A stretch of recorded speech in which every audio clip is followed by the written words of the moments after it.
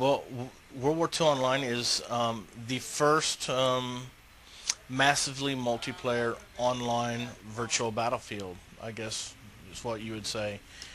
Um, for the first time, we've taken and combined elements of first-person shooter, uh, flight sims, and uh, Navy sims, etc., into one big world, one virtual world where they can all interact together instead of separately as it has how it's been up to this time.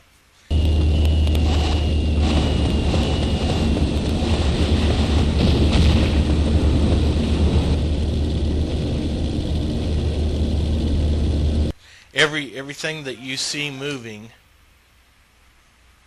in the game is another person somewhere in the world sitting in front of his machine logged into the server. Whether he's flying or driving or walking, um, that's another player somewhere in the world that is probably gnashing his teeth and beating on his desk whenever you shoot him.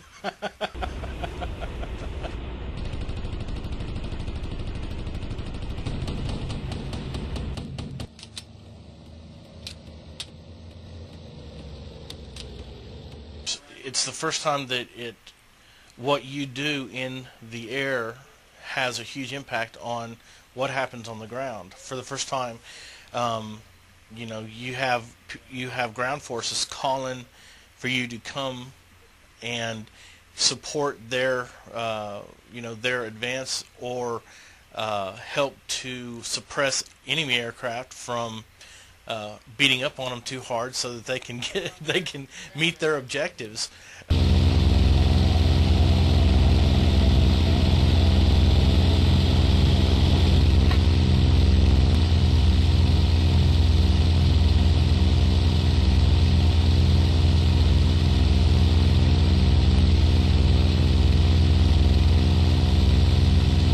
We tried to model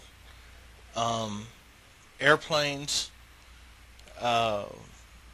troop capabilities, rifles, with accurate ballistics for everything. For the first time that I know of, we have a damage model that, whether it's in a person or in a tank or in a plane or in a boat or anything, it's not a hit bubble like most have.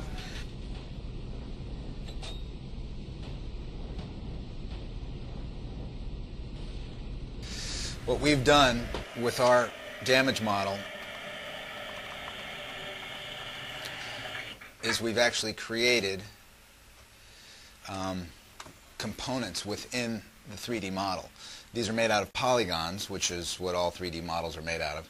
And when we fire ammunition in the game, live rounds actually hit these polygons.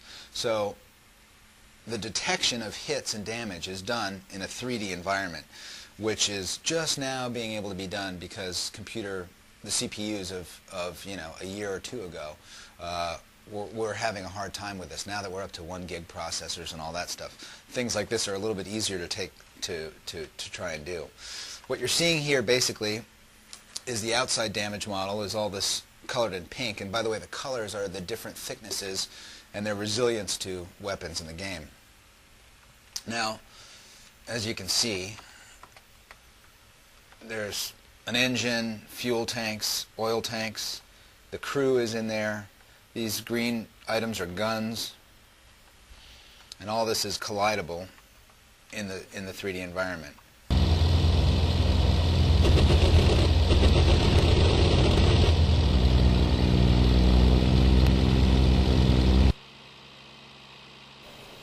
On a tank, this is the Char, the French heavy tank. You can see the inside components here. Again, all the color coding is for thicknesses. These purple items are the crew. You can see their legs and torsos and stuff like that. The heavier items are in red and orange. Medium items are in green, and we control that stuff down to the millimeter. So we can control the thickness of armor down to the millimeter, and actually within fragments of that down to, I think, 3 decimals, which is probably more than we need to be doing. But so engines, fuel tank, radiator. These are ammo compartments here. These orange ones. This is the ammo for the 75 millimeter gun. This is the ammo for the 47 millimeter gun. So again, as before, if you know historically where that stuff was kept in the tank, if you can penetrate this tank in this area, you'll be able to hit the ammo. And once you hit the ammo in these vehicles, we have the system we use, or we've written actually, is blows up the ammo and takes out just about everything inside. So that's always a good thing to shoot for.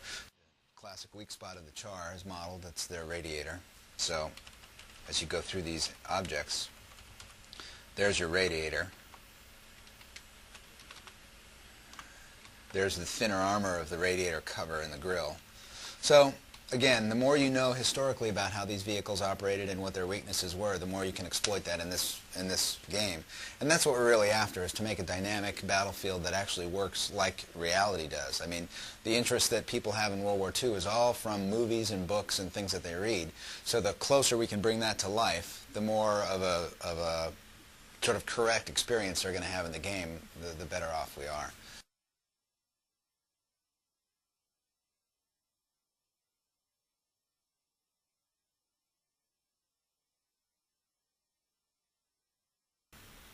We get all our information from wartime tests and firing range tests, and all our perforation or penetration data is from wartime tests as well. And we model every single round that's fired.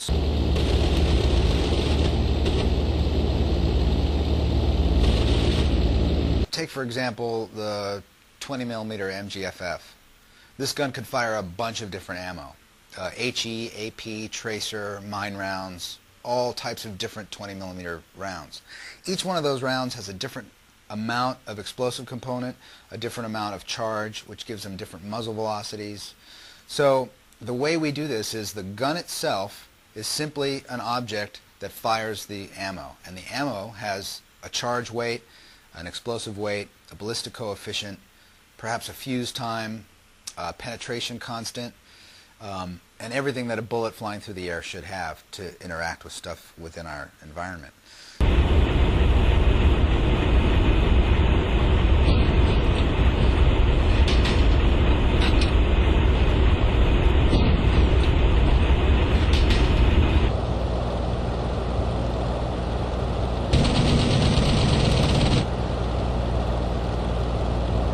Start working on an aircraft.